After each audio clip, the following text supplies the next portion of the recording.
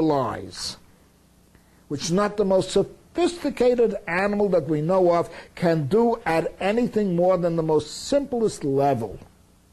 Simplest level. The level of training, practically. This kind of development is natural. And it is natural, therefore, for this kind of animal, which was never created by Chodakov or by Heller or by Bookchin, but by the natural evolutionary process itself, to intervene in what we call the natural world. That is what uniquely distinguishes it. What distinguishes this animal as a result of natural evolution, not as a result of a plot, not as a result of a KGB demonic endeavor, enterprise, but as a result of natural selection itself. What distinguishes this animal are the following things. One, it is not simply adaptive, it is creative. It makes its own environment, and it does so with ever greater success as it evolves. Two, it can communicate on such a sophisticated level that it can do something which no other animal can clearly do. And that is to be fully conscious of itself and articulate its self-consciousness to other people who are also fully conscious of themselves. It is self-conscious. It says, I am here. I am in this place. I am in this realm. And I am me. And I can say that I am me, and I can tell you that I am me. I even give myself a name, whether you want to call yourself Little Big Man, or you want to call yourself Sitting Bull, or whatever you want to call yourself. Or just Jane or Harry. I am me. And I can go forth into this world, and this is a product not simply of social evolution, it is a whole equipment that has evolved out of natural evolution. Can go forth into this world and change this world. And that is one of the greatest achievements of natural evolution. That a being can suddenly emerge out of the long billion years career of natural evolution of life that can be self-conscious, self-reflexive, aware of its existence as an articulate presence that has the reasoning powers to build even wacky ideas of deities intervening, producing lightning, or whatever you want. An animal sees lightning, it may be frightened, it may not be frightened. A human being sees lightning, possibly a million years ago, and says, there's a God. No other animal says, there's a God or a goddess. Choose whatever you like. So our intervention into the natural world is not a monstrous product of civilization. We are organized by the natural world itself, or natural evolution, to intervene in the natural world. Indeed, we are defined by, and we discover our powers by intervening in the natural world. And this is one of the greatest insights of Marx. Through labor, we form ourselves. We discover ourselves in the very act of producing and altering the world. We produce and alter ourselves. Thus the idea that human intervention into the natural world, which is fundamental to most mystical ecologists today, the idea that that is a sinful thing, that that is a monstrous thing, that that is an arrogant thing, is a total negation of whatever meaning you can impute to natural evolution. For us to hold back ourselves from intervening in the natural world is literally to dehumanize ourselves, because our very humanity is formed by our intervention into the natural world.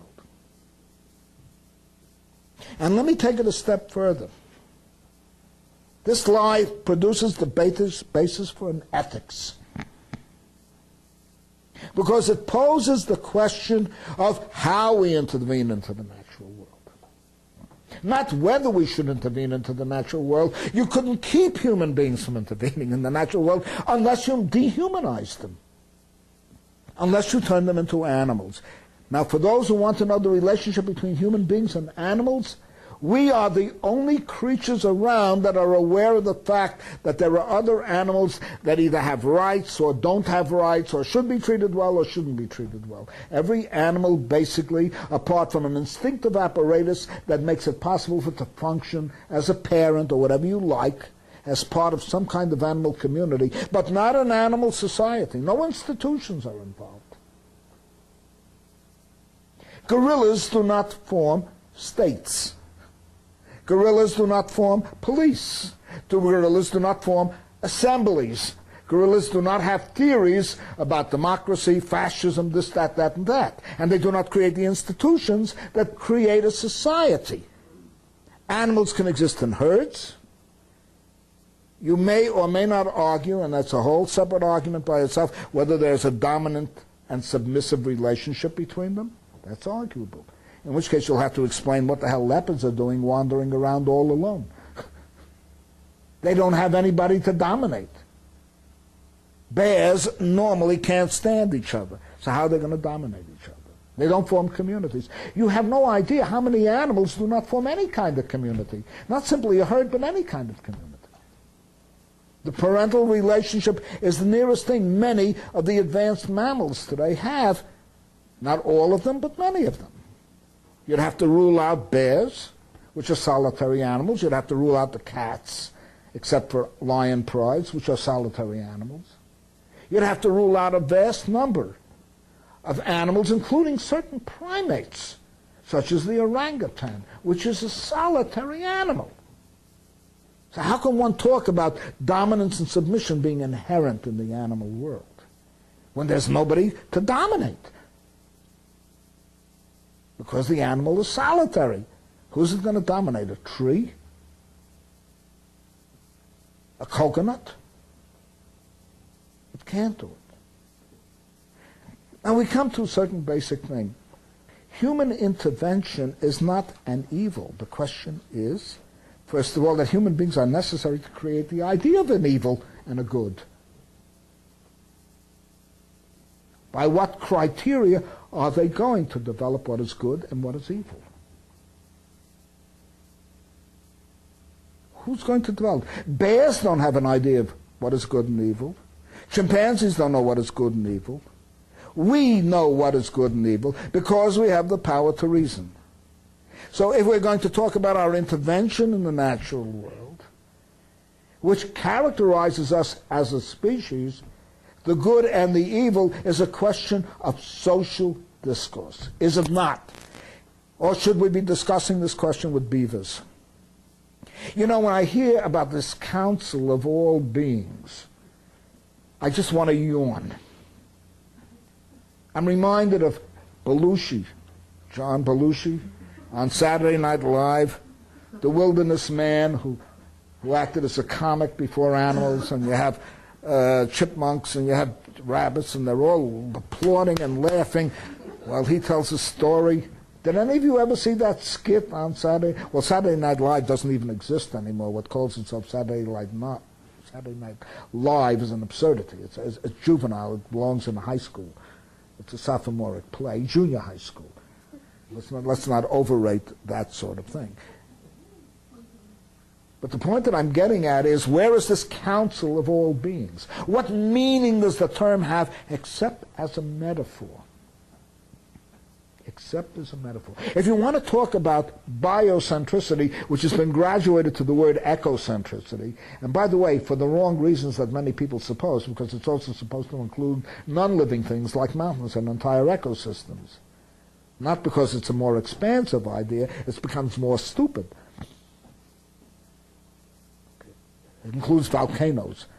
You want to include volcanoes in your discourse with the natural world? Feel free to do so. It's bad enough if you're including squirrels. It's bad enough if you include little baby rabbits. It's bad enough if you include whales, whom I love. I adore whales. And I think they should have a whole ocean to themselves. But the point that I want to get at is, if you work with the idea of biocentricity, no animal is capable of being biocentric, except human beings.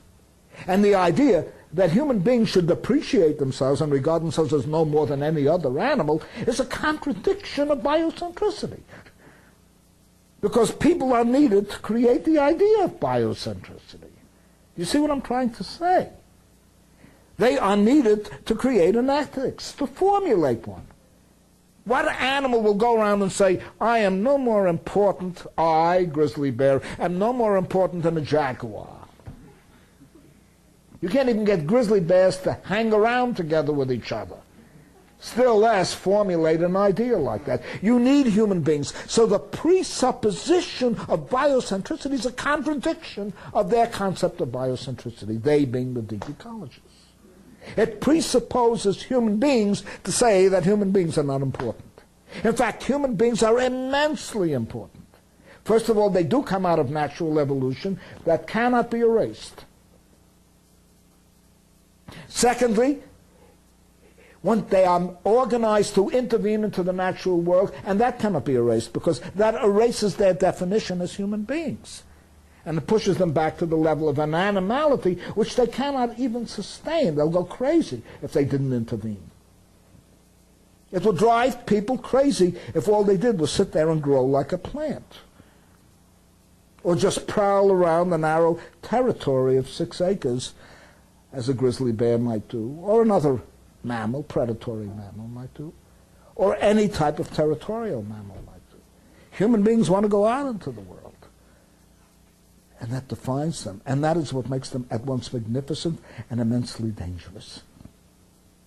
Immensely marvelous and immensely dangerous. But what is it all turning on? It turns upon the kind of society they have. If there is a society that says, purely and simply, free competition, go out there, like in a football game, go out there and beat the enemy. Smash that other team. With that kind of mentality, you can tear down the planet. Sure. Free trade? Free enterprise?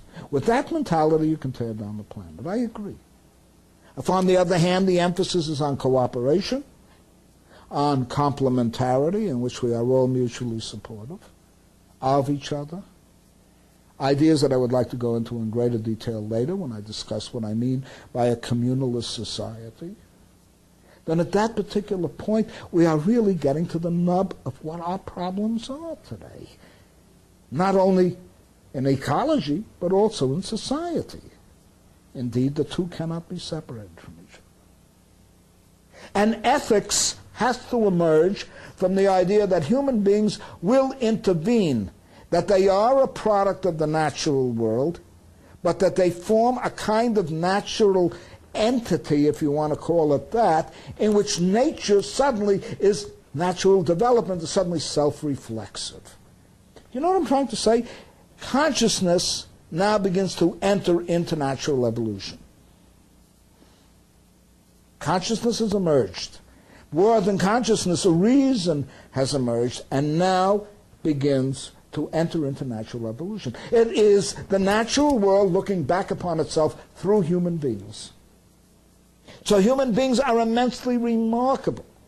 They cannot be reduced to rabbits, grizzly bears, sharks, cows, whatever, bulls, whatever you like.